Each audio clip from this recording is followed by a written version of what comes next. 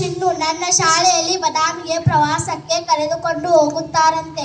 ಇನ್ನು 8 ದಿನ ಆದ್ಮೇಲೆ ಕರೆದುಕೊಂಡು ಹೋಗುತ್ತಾರಂತೆ. ಆ 8ನೇ ದಿನ ಯಾವಾಗ ಬರುತ್ತದೆ ಏನೋ. ಊಟ ಮುಗಿಯಿತು, ಈಗ ಹೋಗಿ ಮಲಗುತ್ತೇನೆ. ಏನಂದ್ರು ಟೀಚರ್? ಚಿನ್ನು, ಏ ಚಿನ್ನು, ಚಿನ್ನು. ಏ ಯಾರು ನೀ? ನಾನು ಚಿನ್ನು. ಇಲ್ಲ, ನಾನು ಚಿನ್ನು. ನಾನು ಕೂಡ ಚಿನ್ನುನೆ. ಅಂದರೆ ನಿನ್ನ ಯೋಚನೆ ಎಂದರೆ ನೀನು ಮಲಗುವ ಮೊದಲು ಬಾದಾಮಿಗೆ ಹೋಗುವ ಬಗ್ಗೆ ಯೋಚಿಸಿದ್ದೆ. ಓ, ಆ ಯೋಚನೆಯ ನೀನಾ? ಹೌದು, ನಾನು ಬಾದಾಮಿಗೆ ಹೋಗುವೆ. ಆಯ್ತು, ನೀನು ಬಾದಾಮಿಗೆ ಹೋಗು. ನನಗೆ ನಿದ್ದೆ ಬಂದಿದೆ, ನಾನು ಮಲಗುವೆ.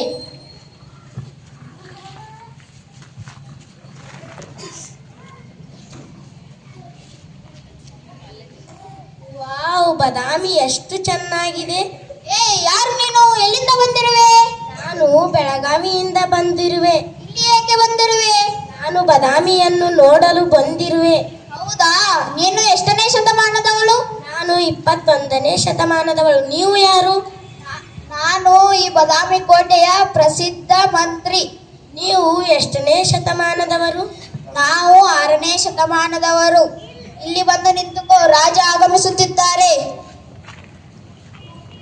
ರಾಜಾದಿರಾಜ, ರಾಜ ಮಾರ್ತಾಂಡ, ರಾಜ ಗಂಭೀರ ಆಗಮಿಸುತ್ತಿದ್ದಾರೆ. ಬಹುಪರಾಗ್, ಬಹುಪರಾಗ್, ಬಹುಪರಾಗ್. ಇವರು ಯಾರು? ಇವರು ನಮ್ಮ ಬಾದಾಮಿ ರಾಜ್ಯದ ಮುಖ್ಯ ರಾಜ. ಹೌದಾ? ಹೌದು, 2ನೇ ಪುಲಕೇಶಿ. ಒಳಗೆ ಬಾ, ಭೇಟಿ ಮಾಡಿಸಿಕೊಂಡು ಬರುವೆ. ಸೈನಿಕ, ಯಾರಿವಳು? ಇವಳು ಬೆಳಗಾವಿಂದ ನಮ್ಮ ಬಾದಾಮಿ ಕೋಟೆಯನ್ನು ನೋಡಲು ಬಂದಿದ್ದಾಳಂತೆ. ಇವಳಿಗೆ ಬಾದಾಮಿ ರಾಜ್ಯವನ್ನು ಸುತ್ತಾಡಿಸಿಕೊಂಡು ಬಾ. ಅಪ್ಪನೇ ಪ್ರಭು. ಇದು ಬನಶಂಕರಿ ದೇವಾಲಯ. ಬನಶಂಕರಿ ದೇವಿಯನ್ನು ವಿಶೇಷವಾಗಿ ರಾಹುಕಾಲದಲ್ಲಿ ಪೂಜಿಸಲಾಗುತ್ತದೆ. ದೇವಿ ಶಕ್ತಿಯುಳ್ಳ ಅದ್ಭುತವಾದ ದೇವಾಲಯವಿದು. ಇಲ್ಲಿ ಬಂದು ನಿಂತುಕೋ.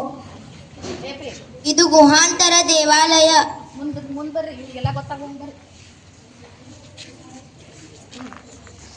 ಇದು ಗುಹಾಂತರ ದೇವಾಲಯ. ಮಲಪ್ರಭಾ ನದಿ ದಂಡೆಯಲ್ಲಿದ್ದ ಪ್ರಮುಖವಾಗಿ 4 ಗುಹೆಗಳಿವೆ. ಇದನ್ನು ಒಂದೇ ಬಂಡೆಯಲ್ಲಿ ಕಲ್ಲಿನಲ್ಲಿ ನಿರ್ಮಿಸಲಾಗಿದೆ. 1ನೇ ಪುಲಕೇಶಿ ಕಾಲದಲ್ಲಿ ಇದನ್ನು ನಿರ್ಮಿಸಲಾಯಿತು. ಶಿವಪಾರ್ವತಿಯರು ನಂದಿ ಮೇಲೆ ಕುಳಿತಿರೋ ಚಿತ್ರ ಕೆತ್ತಲಾಗಿದೆ. ನಟರಾಜನ ವಿಗ್ರಹವಿದು. ಇದರೆಲ್ಲ 81 ನಾಟ್ಯ ಭಂಗಿಯನ್ನು ಕಾಣಬಹುದು.